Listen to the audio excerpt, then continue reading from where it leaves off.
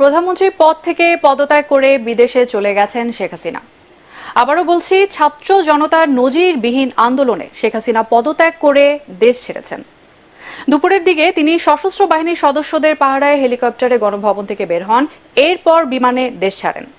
এই খবর ছড়িয়ে পড়ার পর থেকেই ঢাকায় রাস্তায় নেমে আসেন লাখো ছাত্র জনতা।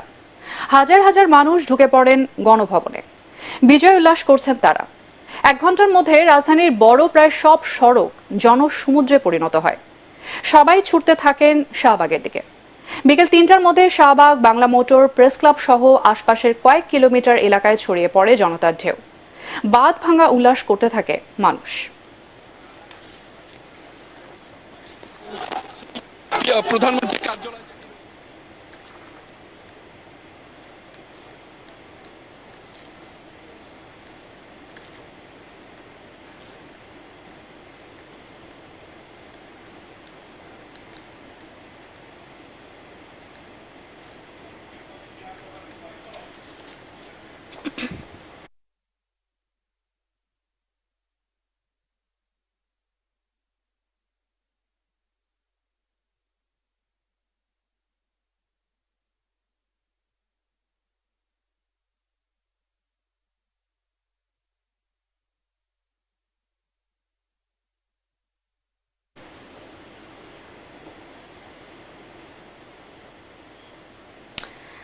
দর্শক, আজকের রাজধানীর সারা দিনের পরিস্থিতি পর্যবেক্ষণ করেছেন আমাদের সহকর্মী কেরামতুল্লাহ বিপ্লব।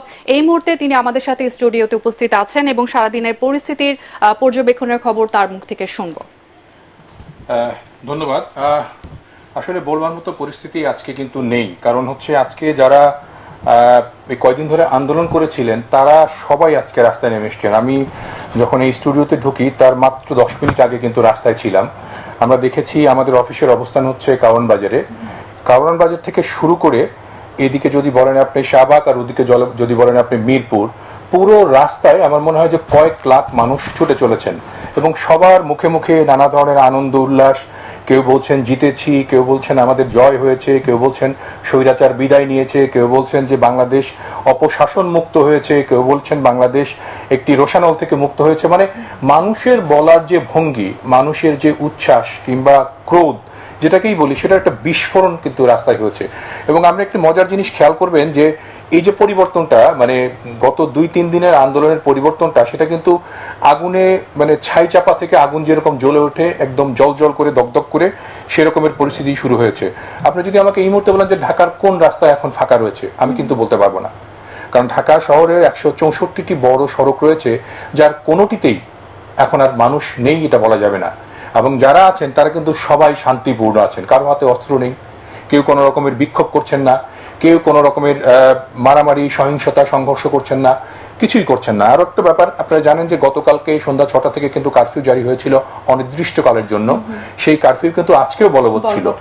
এই যখন পরিস্থিতিটা হলো এরকমের, অর্থাৎ সারা রাস্তায় যখন জনতার উল্লাস নেমে চলে আসলো, তখন কিন্তু সেনাবাহিনীর ব্যারিকেডগুলো সরিয়ে নেওয়া হয়েছে। আপনি খেয়াল করেছেন যে সেনাপ্রধান ওয়াকুরুজ্জামান কিন্তু বলেছেন যে তিনি জনতার পাশে আছেন, জনতার কাতারে থেকে, জনতার সাথে থেকে তিনি কিন্তু দেশে একটি সুশৃঙ্খল পরিবেশ ফিরিয়ে আনতে চান।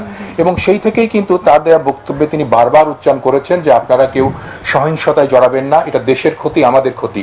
কোনো ভাঙচুর করবেন না, কোনো রকমের জ্বালাও পোড়াও করবেন না, কারণ যে সম্পদটা আপনি পুড়িয়ে দিবেন সেটি আবারও রাষ্ট্রকে কিনতে হবে এবং সেটি জনগণের পয়সায় কিনতে হবে।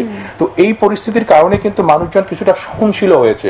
আমরা তবে ভাইয়া, এর মাঝখানে যদি আমি আপনাকে একটা প্রশ্ন করি যে কারফিউ তো এখনো বলবৎ রয়েছে, কিন্তু মানুষ কিন্তু কারফিউ মানছে না, না মেনে কিন্তু মানুষ রাস্তায় নেমে আসছে এখনো। হ্যাঁ, মানে এটাও একটা মজার ব্যাপার যে জনতার সাথে কিন্তু এখন সেনাবাহিনী একসাথে মিলে গেছে বলা চলে। অর্থাৎ তারা কিন্তু কঠোর কিংবা সঙ্গীন কোনো অবস্থার মধ্যে নেই। তারা জনগণের এই দাবিটার প্রতি শ্রদ্ধা জানিয়েছে এবং জনতার এই উল্লাসকে তারাও কিন্তু বাধা দিচ্ছে না। বলা চলে যে জনগণের দাবি আদায় এবং দাবি আদায়ের যে প্রক্রিয়া, সেটার সাথে সেনাবাহিনী এক ধরনের সমর্থন জানিয়েছে।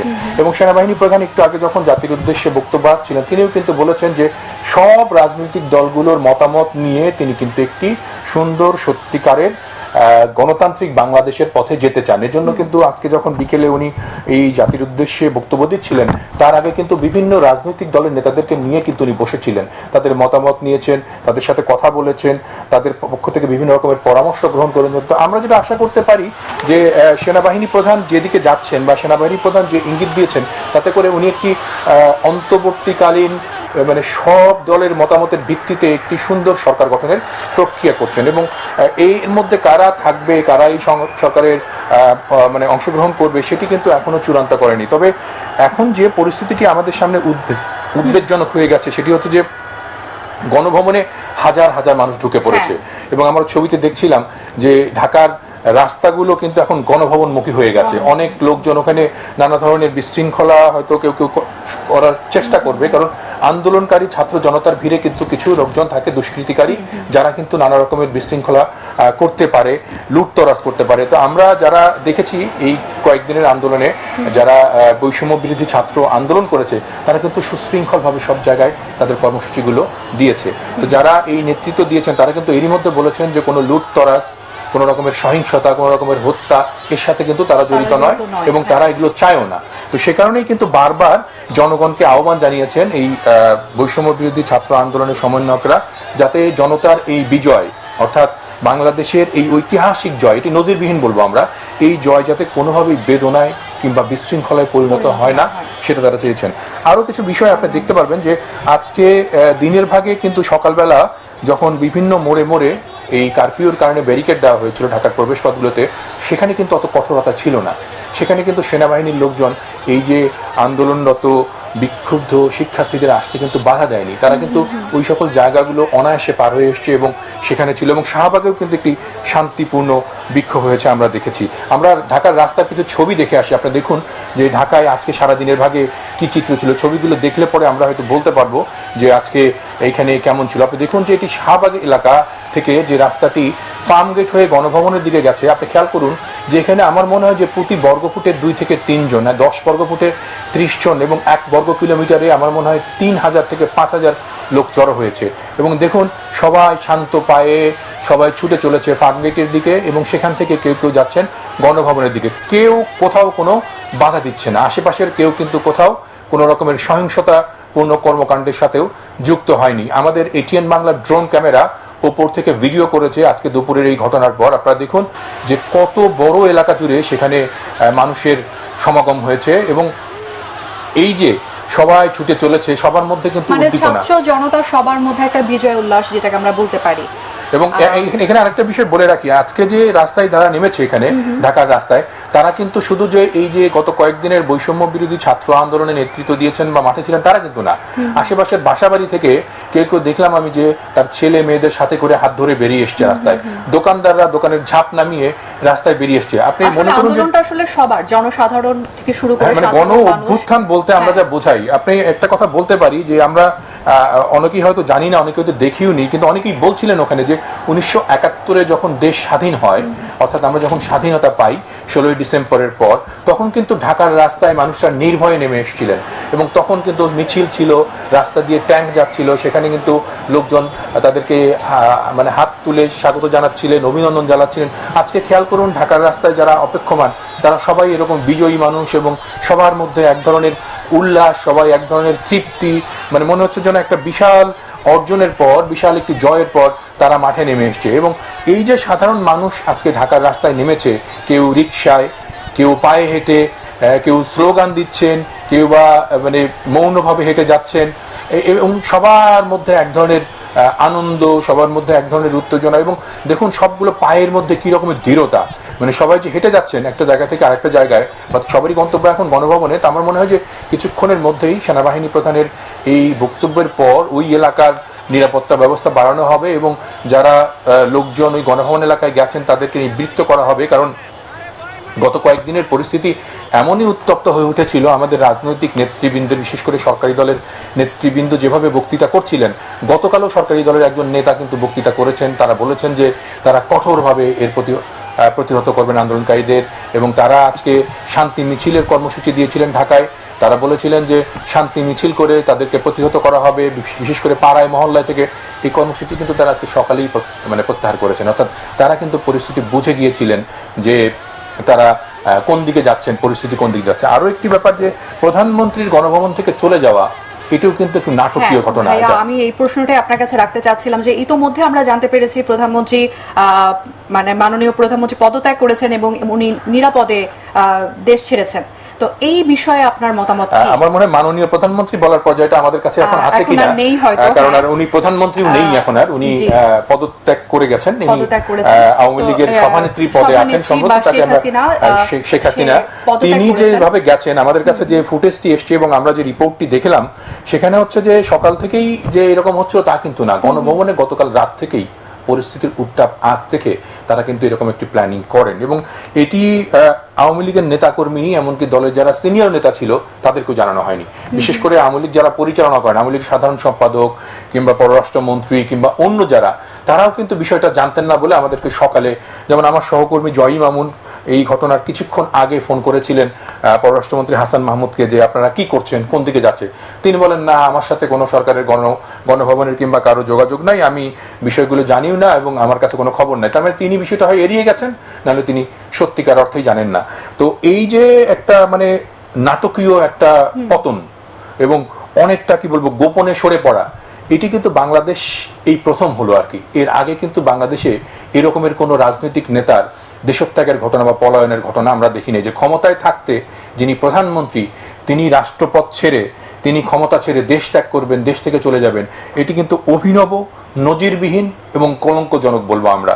কারণ কয়েকদিন আগেই আপনি জানেন যে প্রধানমন্ত্রী থাকা অবস্থায় শেখ হাসিনা বলেছিলেন যে তিনি শেখের বেটি, তিনি পালান না, তিনি ভয় পান না, তিনি কোথাও যান না এবং দরকার হলে তিনি এই দেশে প্রাণ দেবেন। আমাদের জন্য যেটি এখন উদ্বেগের বিষয় হয়ে দাঁড়িয়েছে, সেটি হচ্ছে যে আওয়ামী লীগ একটি বড় সংগঠন ছিল, তার নেতারা এতদিন ধরে ক্ষমতায়, এই নেতারা কেউ মন্ত্রী ছিলেন, কেউ বড় বড় পদে ছিলেন, কেউ বড় বড় অর্থবিত্তের সাথে জড়িত। তো সেই লোকগুলোকে ছেড়ে তাদের দলের প্রধান, দেশের সাবেক প্রধানমন্ত্রী দেশ ছেড়ে গেছেন। তো এই নেতাদের কি হবে এখন?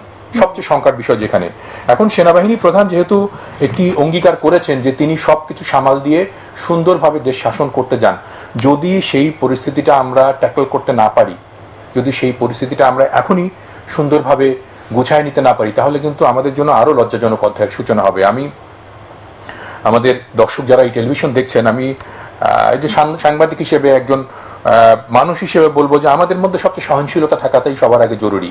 আমরা রাজনৈতিক ভেদাভেদ জানি, রাজনৈতিক দলাদলি জানি, কিন্তু আপনি যার সাথে রাজনৈতিক দলাদলি করবেন তিনি তো আপনারই পড়শি কিংবা আপনারই ভাই, আপনারই পরিচিত জন।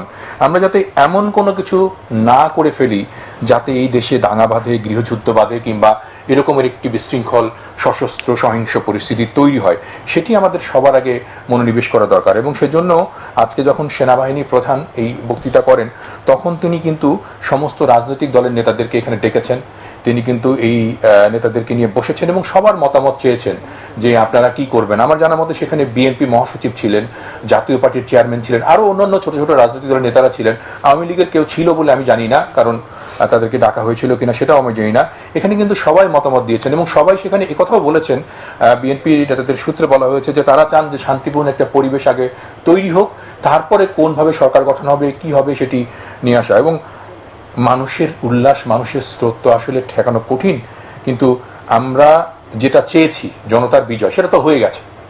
বিজয়ের পরে আসলে বড় কোনো কথা থাকে না। বিজয়ের পরে সবচেয়ে বড় কথা হচ্ছে দেশকে শান্তিতে রাখা, সুন্দর রাখা। আমরা সেদিকে যেতে পারি। আর যদি কিছু আপনি জানতে চান।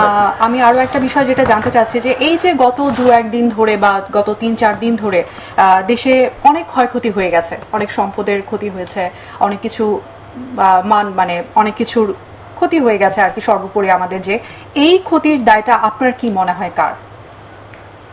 যার দায় তিনি তো পালিয়েছেন। তো এখন পরবর্তীতে আমাদের মানে আমি সেটাই বলছি যে দায় যার নেয়ার কথা, মানে আমাদের দুর্ভাগ্যটা কোথায় জানেন, আমরা এই দেশের নাগরিক, গণতান্ত্রিক দেশ বলা হয় এবং আমাদের দক্ষিণ এশিয়ার একটি বড় গণতান্ত্রিক দেশ বাংলাদেশ। আমরা এমনভাবে আমাদের দেশের কাঠামোটাকে তৈরি করে ফেলেছি। এই কিছুদিন আগেও আপনি খেয়াল করবেন যে সংবাদ সম্মেলনে যখন সাংবাদিকরা মাননীয় তখনকার প্রধানমন্ত্রীকে প্রশ্ন করতেন যে আপনি কি একাই দেশ চালান, আপনার কথা ছাড়া কোনো কিছু হবে না, তখন তিনি কিন্তু একটি ওই রকমের বাঁকা উত্তর দিয়েছিলেন যে হ্যাঁ তিনিই দেশ চালান। তো আমরা গণতান্ত্রিক দেশ, আমাদের শাসন ব্যবস্থা হওয়া উচিত ছিল বিকেন্দ্রীকরণ, অর্থাৎ যার যেটি দায়িত্ব তিনি সেটা পালন করবেন। যদি কেউ প্রধানমন্ত্রী থাকেন তিনি তার দায়িত্ব পালন করবেন, যদি কেউ স্বরাষ্ট্রমন্ত্রী থাকবে, যদি কেউ পররাষ্ট্রমন্ত্রী এবং অন্য অন্য যে যে জায়গায়, আমাদের দেশে কিন্তু তা হয়নি। এটা কিন্তু জনতার দাবি ছিল যে এই দেশ একজনের শাসন ব্যবস্থায় চলছে এবং যার একটি বিস্ফোরণ হয়েছে আজকের এই জায়গায়। আমি আজকে এখানে বেশি কথা বলছি, আজকে মানে এটাকে যদি বলি বাংলাদেশের এক ধরনের স্বাধীনতা, বাংলাদেশের এক ধরনের অভ্যুদয়, বাংলাদেশের এক ধরনের কি বলবো বিপ্লবের দিনে বসে আজকে কথা বলছি, একটা ঐতিহাসিক দিন। আমি কি গত 2 দিন 5 দিন 7 দিন আগে স্বাধীনভাবে কথা বলতে পেরেছি? আমার মাঠের যারা যোদ্ধা, যারা কাজ করছেন, যারা আমাদের বিভিন্ন ছাত্র, সাধারণ মানুষ, জনগণ, তারা কি আমাদেরকে ভালোভাবে নিয়েছে? তারা তো আমাদেরকে বলেছে আমরা সরকারের সাপোর্ট করছি, সরকারের পক্ষে কথা বলছি। কেন বলছি আমরা বলতে পারেন? আমাদেরকে বলতে বাধ্য করা হয়েছে। এমনকি আমাদের অনেককে ওই রকম গাড়ি পাহারা দিয়ে বাসায় পৌঁছে দেওয়া হয়েছে যারা আমরা ঠিকমতো কাজে আসতে না পারি। তো আমরাও তো মানুষ, মানে আমাদের হাত পা যদি আপনি বেঁধে দেন, আমরা একটা গণমাধ্যমে কাজ করি, তাহলে তো সেই জায়গায় কাজ করার সুযোগ আমাদের নেই। আর সবচেয়ে বড় কথা হচ্ছে যে দেশের সরকার কিংবা সরকারের ঊর্ধ্বতন কর্মকর্তা কর্তৃপক্ষ গণমাধ্যমে যখন ফোন করে বলেন যে এই খবর করা যাবে না, ওই খবর করতে পারবেন, তখন সেই দেশের স্বাধীনতা বা দেশ সুষ্ঠুভাবে চলার প্রক্রিয়া কিন্তু থাকে না। আমরা আজকে আমাদের এটিএন বাংলা যারা শ্রোতা দর্শক এই অনুষ্ঠান দেখছেন তাদেরকে আমরা বলে রাখি, এটিএন বাংলা কিন্তু বরাবরই নিরপেক্ষ, স্বচ্ছতার সাথে সমস্ত খবর দেওয়ার চেষ্টা করেছে। আমরা চেষ্টা করেছি এবং আমাদের সাধ্যমতো চেষ্টা করেছি, সবসময়ই করছি। আমরা এখন যেটা করছি ভবিষ্যতেও তাও করব। আমাদের মাঝখানে যারা বাধা হয়েছিল তারা সরে গেছে, আমাদের সামনে তো কোনো বাধা নেই, আমরা সেই কাজটা করছি। আর একটা জিনিস সেটা হচ্ছে যে ঢাকার বাইরে এই যে আমাদের অনেক সংবাদকর্মীদের উপর আক্রমণ হয়েছে। আমি জানি যে আমাদের মানিকগঞ্জ একজন সংবাদকর্মী সুজন, তার পা ভেঙে দেওয়া হয়েছে। আমাদের একজন ভৈরবের সংবাদকর্মীর চোখে গুলি লেগেছে। তো এরাও তো আসলে কারো পক্ষে, কোনো দলের পক্ষে কাজ করেন না, সরকারের কোনো নিযুক্ত কর্মকর্তা না। তো তারা কিন্তু আক্রান্ত হয়েছেন, তারাও কিন্তু নানাভাবে আজকে হাসপাতালে আছেন, কেউ কেউ, কারো পারিবারিকভাবে দুঃসময় চলছে। তো আমরাও চাই না যে আমরা মাঠের যোদ্ধা, আমরা তো আমাদের যারা আন্দোলন করবে তাদেরই কথা বলবো। গণমাধ্যমের ভূমিকাটা কি? জনগণের কথা বলা বা তাদের দুর্দশা তুলে ধরা। আমরা কিন্তু সেই কাজটি করেছি এবং করব।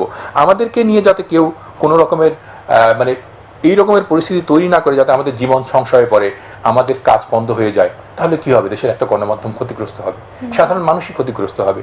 তো আমাদেরই প্রত্যাশা হচ্ছে যে যারা আমাদের মাঠে কাজ করছেন, আজকে বিজয় উল্লাসে রাস্তায় নেমেছেন, তারা যাতে আমাদের সহকর্মী হিসেবে আমাদের পাশে থাকার মতো করে আমাদেরকে সহযোগিতা করেন, তাহলে নির্বিঘ্নে আমরা কাজ করতে পারবো।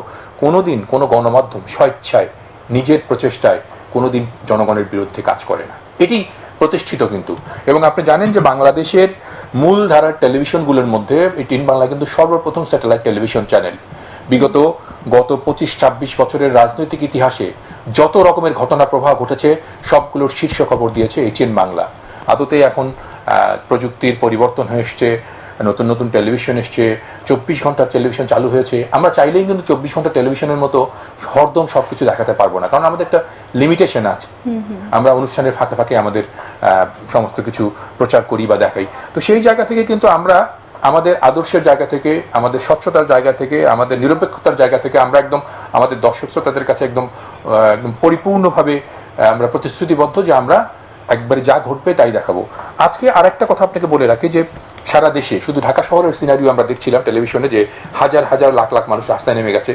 এর বাইরে কিন্তু গ্রামগঞ্জেও, অর্থাৎ যেখানে উপজেলা শহর সেখানেও মানুষ নেমেছেন, যেখানে জেলা শহর সেখানে মানুষ নেমেছেন। আমরা যাতে সবাই এটি কামনা করি মনে মনে যে আমার বিজয় হয়েছে, বিজয়ের নামে যেন আমি একটা সারা দেশে অরাজকতা সৃষ্টি না করি, লুটপাট যেন না হয়। এখানে ভাই আমার একটা প্রশ্ন আছে যে প্রশাসনের উপর যে মানুষের আস্থার জায়গাটা ছিল, সেটা তো এই বিগত 4-5 দিনে কিছুটা হলেও দুর্বল হয়ে গেছে। তো সেই আস্থার জায়গাটা আবার পূর্ববর্তী জায়গাতে কিভাবে ফিরে আসতে পারে, সেই ব্যাপারে আপনার কি মতামত? অনেক ধন্যবাদ, আপনি খুব ভালো কথা বলেছেন। সেটা হচ্ছে যে আপনি খেয়াল করুন প্রশাসন কার দায়িত্ব পালন করছে। রাষ্ট্রের সর্বোচ্চ পর্যায় থেকে যে অর্ডার গেছে তারা সেটা ফলো করেছেন। তাদের বেতন হয় কার পয়সায়? জনগণের পয়সায়, আমাদের ট্যাক্সের টাকায়। তো প্রশাসন তো জনগণের পক্ষেই। তাকে যদি ঊর্ধ্বতন কেউ এমন কোনো নির্দেশ দেয় যেটা করবেন না, তার তো সে ক্ষমতা নাই, পরের দিন সে চাকরি হারায় যাবে। তো সেও তো ওই রকম অবস্থায় ছিল। এখন যে পরিস্থিতিটা হয়েছে, প্রশাসন জনগণের হয়ে যাবে। বিভিন্ন জায়গায় পুলিশ কিন্তু মানুষের কাতারে চলে আসছে, তারা কিন্তু আর কোনো অ্যাকশনে যায় নাই, কারো বিরুদ্ধে গুলি ছোড়ে নাই, মানে 2-1টা জায়গা ছাড়া বিভিন্ন জায়গায় গ্রাম পর্যায়ে আমরা দেখেছি, খবর পেয়েছি, জেলা পর্যায়েও, সেখানে কিন্তু সবাই পাশাপাশি থেকে কিন্তু আন্দোলন করেছে বা রাস্তায় দাঁড়িয়েছিল পুলিশ। একটা মানে সাংঘর্ষিক পরিস্থিতি কিন্তু সেখানে ছিল না। তাই আমি বলবো যে আমার মনে হয় যে একটা উপজেলা মফস্বল শহর কিংবা জেলা শহরে সবাই সবাইকে চেনে, সেখানে পরিচিতি আছে।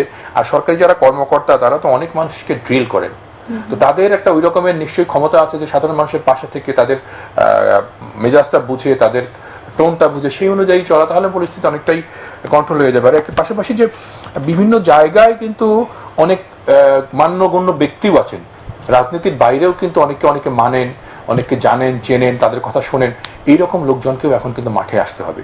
আমরা দেখেছি যে এর আগের যে দুঃসময়গুলো গেছে, যখন এরশাদের পতন হলো 5ই ডিসেম্বর, তখন কিন্তু খুব অল্প সময়ের মধ্যে পরিস্থিতি ট্যাকেল করা গেছিল রাজনৈতিক ঐক্যের কারণে।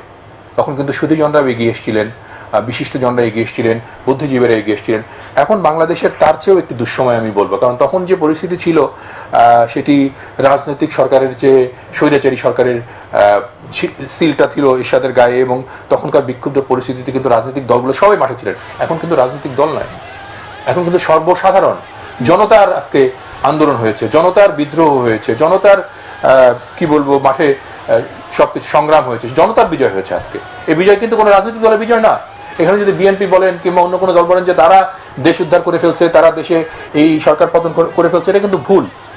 কারণ মানুষ এখন হিসেব করতে শুরু করেছে যে কারা দেশের মঙ্গল চায়, মানুষই মানুষের অধিকার ছিনিয়ে নিতে শুরু করছে। এবং এখন যে অন্তর্বর্তী সরকার বা মধ্যবর্তী সরকার কিংবা কি বলবো যে সর্বজনের সরকার যেটা বলা হচ্ছে, সেখানে কিন্তু এই আন্দোলনকারীদেরও একটি অবস্থান থাকবে, তাদেরকেও কিন্তু গুরুত্ব দিতে হবে এবং তাদের মতামতকেও কিন্তু দাম দিতে হবে। তাহলে কিন্তু আমার মনে হয় যে অনেকটাই পরিস্থিতির উত্তরণ হবে আর কি।